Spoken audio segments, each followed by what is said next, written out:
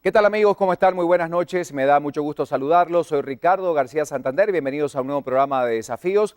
Hoy tendremos la oportunidad de conocer una interesante perspectiva a través de una conferencia que daba hace algunos días en la ciudad de Guatemala el conferencista internacional, analista económico de CNN, entre otras tantas cosas que hace este personaje destacado, nacido en Guatemala. Nos referimos a Isaac Cohen. Con él vamos a conocer algunos aspectos relevantes de la economía latinoamericana, cuáles son las perspectivas, los escenarios que se pueden presentar para este año 2014 y comenzábamos justamente en este interesante ejercicio donde participaban muchos analistas y muchos empresarios locales, conociendo la realidad de la economía de Estados Unidos, que va recuperándose poco a poco, la incidencia que esto puede tener, por supuesto, para las economías latinoamericanas, sobre todo las de Centroamérica, que tienen gran dependencia por la relación comercial que tienen con Estados Unidos. Así que aquí la primera parte de la conferencia de Isaac Cohen en Guatemala.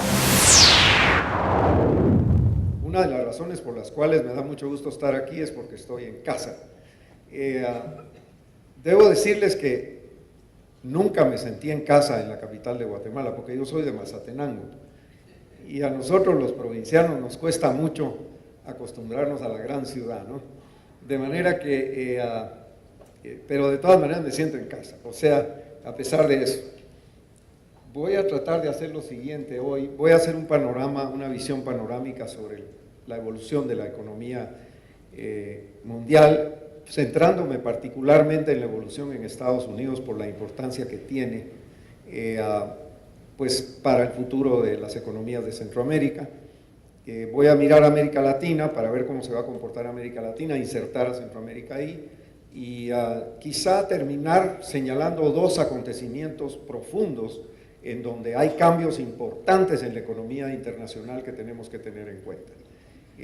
Yo creo que son dos eventos de una magnitud impresionante que los voy a mencionar hacia el final.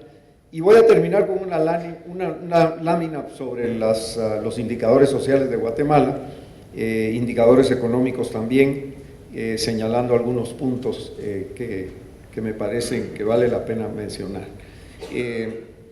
Comienzo entonces con el panorama económico mundial. Según el Fondo Monetario, el último panorama económico mundial del fondo revela que, a diferencia de lo que estaba pasando, las economías avanzadas están empezando a crecer y las economías emergentes están empezando a decrecer. Estaba al revés. Antes eran las economías emergentes las que estaban creciendo y las economías avanzadas estaban en crisis profunda. Y esto en gran parte se debe al hecho de que China se está desacelerando. Y las economías de mercado emergente pues estaban muy vinculadas a China, sobre todo por el gran apetito que China tiene por materias primas en su evolución. Y eso está impactando a América del Sur sobre todo, y lo voy a mencionar adelante. Pero ese es el panorama. Hay dos factores que están influyendo considerablemente. Mencioné el crecimiento en China, pero también estamos a la expectativa del cambio en la política monetaria en Estados Unidos, que ya comenzó, y que con el cambio de timonel en la Reserva Federal vamos a empezar a ver con mucho mayor intensidad. La banquera más poderosa del mundo va a ser una mujer a partir del día 1 de febrero. Nos tenemos que preparar para eso, de manera que Europa, ya lo dijo, ya se dijo aquí, Europa va a crecer moderadamente. Tenemos la esperanza de que crezca un poco más porque Centroamérica tiene su tratado de libre comercio listo para empezar a comerciar intensamente con Europa. Y si hubiera un repunte en Europa, seguramente va a repercutir positivamente sobre Centroamérica. Japón, por supuesto, finalmente, después de una década perdida de desarrollo con deflación, y ustedes más o menos conocen esa situación, está principiando a recuperarse vigorosamente. Ese es más o menos el panorama. Esta es la gráfica básica. La primera acá es China, las economías asiáticas, América Latina creciendo relativamente, razonablemente, pero menos de 3% en promedio. Centroamérica no. Centroamérica está creciendo por encima del promedio. México, con una caída impresionante en el año 2013, que sorprendió a todo el mundo, 1,2% de crecimiento en México. Es difícil de explicar por qué, pero cayó, y Brasil, por supuesto, cayó también, como Argentina también. Japón está creciendo moderadamente, ahí está Canadá y la zona del euro todavía creciendo negativamente. Paso rápido sobre estos gráficos porque quiero llegar al punto. Aquí está la proyección del Banco Mundial sobre el crecimiento en China al año 2030.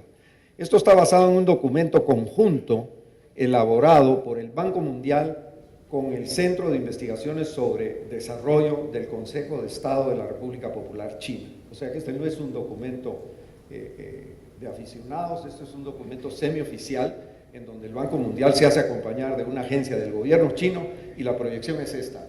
Estamos viendo una caída de China hacia el 7%. Acuérdense que China crecía a 2 dígitos, de manera que una caída de 2 dígitos a 1 dígito es fuerte. Es cierto, 7%, dirá uno, bueno, ¿de qué se quejan, no? No, pero la caída es muy pronunciada. Y vemos que hacia 2025 la proyección es que caen a 5%, a la mitad. ¿Qué está pasando? Bueno, China está reorientando su economía. De una economía orientada hacia la exportación, en donde vendían todo lo que podían en el exterior, acumularon $1 trillón de reservas en la aventura. Ahora China se tiene que volcar hacia resolver sus problemas domésticos, aumentar la demanda doméstica, al cambio de modelo de desarrollo, que no implica menos consumo por parte de China de materias primas importadas, por ejemplo, pero al crecer la mitad de lo que estaba creciendo, su demanda indudablemente va a ser menor. Este es el crecimiento de Estados Unidos desde 2004, aquí está la caída, desde 2008 a 2009, empieza la recuperación, por supuesto, pero tenemos un fenómeno en Estados Unidos que es impresionante, la economía se reactiva, pero vuelve a caer, y eso pasa. Y en diciembre nos pasó una cosa impresionante, se crearon solo 74,000 nuevos empleos, cuando la economía de Estados Unidos en el año 2013 venía creando en promedio 184,000 empleos. En octubre y noviembre la economía de Estados Unidos creó más de 200,000 empleos por mes. Y en diciembre la cifra se cayó a 74,000. Entonces, como que la recuperación en Estados Unidos no logra adquirir vigor suficiente como para empezar a bajar la tasa de desempleo. Eso sí, la tasa de desempleo bajó en diciembre. Bajó impresionantemente de 7 a 6,7%. Estas son las últimas cifras que hay disponibles. Y lo que es interesante es por qué. Lo que pasó es que había menos personas buscando trabajo. Muchas más personas pues se regresaron a la escuela, otras personas decidieron ya renunciar a buscar trabajo y la mano dio, el porcentaje de estadounidenses participando en la fuerza de trabajo se está haciendo cada vez más pequeño.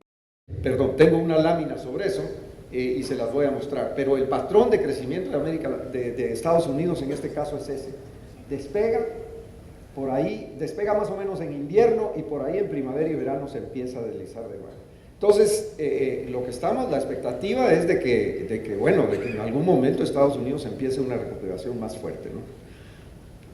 Estas son las proyecciones de crecimiento para Estados Unidos, paso muy rápido, digamos 2013 es 1,6, 2014 se dice 2,6. Lo que es interesante es la inflación. La inflación en Estados Unidos está muy subyugada, inclusive está por debajo de la meta del Banco Central. La Reserva Federal en Estados Unidos, la meta de inflación es 2%, y miren, 1,5, 1,4. Eso quiere decir que la demanda todavía no despega. Debo decirles que la Reserva Federal lo ha dicho muy claramente, la política fiscal en Estados Unidos consistente en bajar el gasto del gobierno federal y aumentar los impuestos ha disminuido y ha frenado el crecimiento en Estados Unidos. Hay un cálculo de la Oficina de Presupuesto del Congreso que dice que si no se hubieran adoptado esas medidas de restricción de gasto y no se hubieran aumentado los impuestos como se hizo, la economía de Estados Unidos estuviera creciendo 4%. Y este es un estudio de una oficina bipartidista, que no tiene ningún interés bipartidista en este debate. Pero en fin, esos son los factores que están frenando la reactivación en Estados Unidos. Y el sector de la vivienda, que no se recupera, me impresionó mucho el panel de vivienda y la perspectiva positiva que hubo esta tarde. En Estados Unidos los precios de la vivienda se vinieron para abajo, se acabó el mito de que la propiedad no baja de precio. Eso se terminó. Y por otra parte, estamos claros de que cuando hay una caída de los precios de la vivienda como la que hubo en Estados Unidos, el periodo de recuperación es de 8 años.